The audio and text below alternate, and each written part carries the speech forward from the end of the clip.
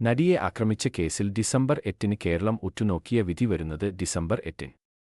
Case ഇന്ന് വിചാരണക്കോടതി വീണ്ടും പരിഗണിച്ചപ്പോഴാണ് December 8-ന് വിധി വരുമെന്ന് അറിയിച്ചത്. കേസിൽ ഇന്ന് പൾസർ സുനി അടക്കം 5 പ്രതികൾ ഹാജരായി. വർഷങ്ങളോളം നീണ്ട നിയമപോരാട്ടങ്ങൾക്കൊടുവിലാണ് കേസിന്റെ വിധി വരുന്നത്. 2025 ഏപ്രിൽ അന്തിമ വാദം പൂർത്തിയായിരുന്നു. നീണ്ട വർഷങ്ങളെടുത്ത സാക്ഷിവിസ്താരത്തിനും വാദപ്രതിവാദങ്ങൾക്കും ഒടുവിലാണ് കേസ് വിധി പറയാനായി ഒരുങ്ങുന്നത്.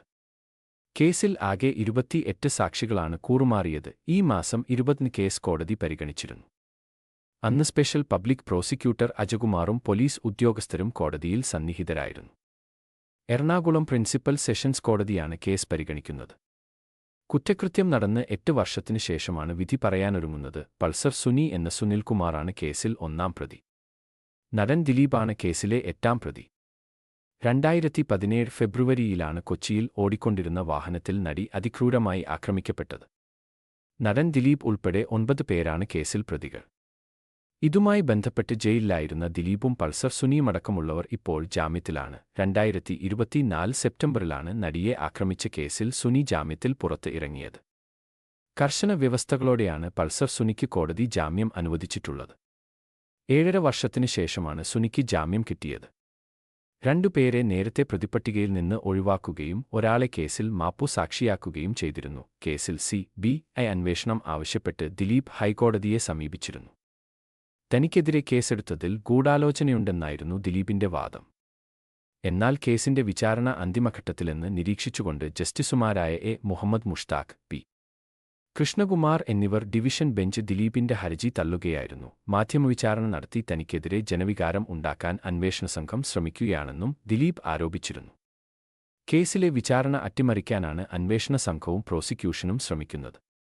വിചാരണക്കോടതിയിലെ നടപടികൾ പൂർത്തിയാകും വരെ വാർത്തകൾ പ്രസിദ്ധീകരിക്കുന്നത് തടയണമെന്നും രഹസ്യ വിചാരണ എന്ന കോടതി ഉത്തരവ് ലംഘിക്കുന്ന മാധ്യമങ്ങൾക്കെതിരെ കർശന നടപടി സ്വീകരിക്കണമെന്നും ദിലീപ് കോടതിയോട് ആവശ്യപ്പെട്ടിരുന്നു. കേസിന്റെ നാൾവഴികളിലൂടെ ഫെബ്രുവരി 17 തൃശൂരിൽ നിന്ന് കൊച്ചിയിലേക്ക് ഡബ്ബിങ്ങിന് വന്ന നടിയെ രാത്രി 9-ഓടെ അങ്കമാലി അത്താണിക്കടുത്തുവെച്ച് തട്ടിക്കൊണ്ടുപോകുകയും ഓടുന്ന വാഹനത്തിൽ വെച്ച് ക്രൂരമായി ആക്രമിക്കുകയും ചെയ്യുന്നു.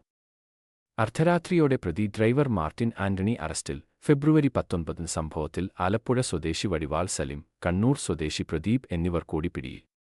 കൊച്ചിയിൽ സിനിമ പ്രവർത്തകരുടെ പ്രതിഷേധ ഐക്യദാർഢ്യ കൂട്ടായ്മ. ഫെബ്രുവരി 20 തമ്മനം സ്വദേശി മണികണ്ഠൻ പിടിയിൽ. ക്വട്ടേഷൻ സാധ്യതയെക്കുറിച്ച് അന്വേഷണ സംഘത്തിന് സൂചന ലഭിക്കുന്നു. ഫെബ്രുവരി 21 സംവിധായകൻ കൂടിയായ പ്രമുഖ നടന്റെ മൊഴി രേഖപ്പെടുത്തി. ഫെബ്രുവരി 22 ശത്രുക്കൾ കുപ്രചാരണം നടത്തുന്നതായി ദിലീപിന്റെ ആരോപണം. തന്നെ ചോദ്യം ചെയ്തിട്ടില്ലെന്നും അവകാശവാദം. ക്രിമിനൽ, ലഹരി ബന്ധമുള്ളവരെ സിനിമയിൽ സഹകരിപ്പിക്കില്ലെന്ന് സിനിമ സംഘടനകൾ. ഫെബ്രുവരി 23 കോടതിയിൽ കീഴടങ്ങാനെത്തിയ മുഖ്യപ്രതി സുനിൽ കുമാറിനെയും പൾസർ സുനി, കൂട്ടാളി വിജീഷിനെയും കോടതി മുറിയിൽ നിന്ന് പോലീസ് അറസ്റ്റ് ചെയ്തു. ബൈക്കിൽ കോടതി പരിസരത്തെത്തിയ ശേഷം മതിൽ ചാടിക്കടന്നാണ് ഇരുവരും കോടതി മുറിയിൽ പ്രവേശിച്ചത്. ഫെബ്രുവരി 24 ക്വട്ടേഷൻ ഏറ്റെടുത്തത് 50 ലക്ഷം രൂപയ്ക്കെന്ന് സുനിയുടെ വെളിപ്പെടുത്തൽ. പ്രതികൾ റിമാൻഡിൽ. ഫെബ്രുവരി 25 സംഭവത്തിൽ ഗൂഢാലോചന നടന്നിട്ടില്ലെന്ന് മുഖ്യമന്ത്രി. എന്നാൽ ഗൂഢാലോചന അന്വേഷിക്കണമെന്ന് പോലീസ് കോടതിയിൽ. 4 പ്രതികളെയും നടി തിരിച്ചറിഞ്ഞതോടെ സുനിയെയും വിജീഷിനെയും മാർച്ച് 8 വരെ പോലീസ് കസ്റ്റഡിയിൽ വിടുന്നു. ഫെബ്രുവരി 26 കേസിൽ ഗൂഢാലോചന ഇല്ലെന്ന് പറഞ്ഞിട്ടില്ലെന്ന് മുഖ്യമന്ത്രി. കോയമ്പത്തൂരിൽ നിന്ന് പ്രതികളുടെ മൊബൈൽ ഫോണും കമ്പ്യൂട്ടറും കണ്ടെടുക്കുന്നു. ഫെബ്രുവരി 27 നടി ആക്രമിക്കപ്പെട്ടതിന്റേതെന്ന പേരിൽ കൊച്ചി കേന്ദ്രീകരിച്ച് ദൃശ്യങ്ങൾ പ്രചരിപ്പിക്കാൻ ശ്രമം നടക്കുന്നെന്ന ആരോപണം പരിശോധിക്കണമെന്ന് ഫേസ്ബുക്കിനോട് സുപ്രീം കോടതി. പോലീസ് ചോദ്യം ചെയ്യലിൽ ദൃശ്യങ്ങളെക്കുറിച്ച് മറുപടി നൽകാതെ സുനിൽ ഫെബ്രുവരി 28 മൊബൈൽ ഫോൺ ഉപേക്ഷിച്ചതായി സുനി മൊഴി നൽകിയ ബോൾഗാട്ടി പാലത്തിൽ നാവികസേനയുടെ തിരച്ചിൽ. മാർച്ച് 3 കൂടുതൽ അന്വേഷണം ആവശ്യപ്പെട്ട് പോലീസ് കോടതിയിൽ. 4 പ്രതികളുടെയും കസ്റ്റഡി കാലാവധി നീട്ടിവാങ്ങി. മാർച്ച് 19 സുനിയുമായി അടുപ്പമുള്ള ഷൈനി എന്ന യുവതി അറസ്റ്റിൽ. ജൂൺ 24 ബ്ലാക്ക്മെയിൽ ചെയ്ത് പണം തട്ടാൻ ശ്രമം നടക്കുന്നെന്ന് ആരോപിച്ച് ദിലീപും നാദിർ ഷായും പോലീസിന് പരാതി നൽകിയെന്ന വിവരം പുറത്ത്.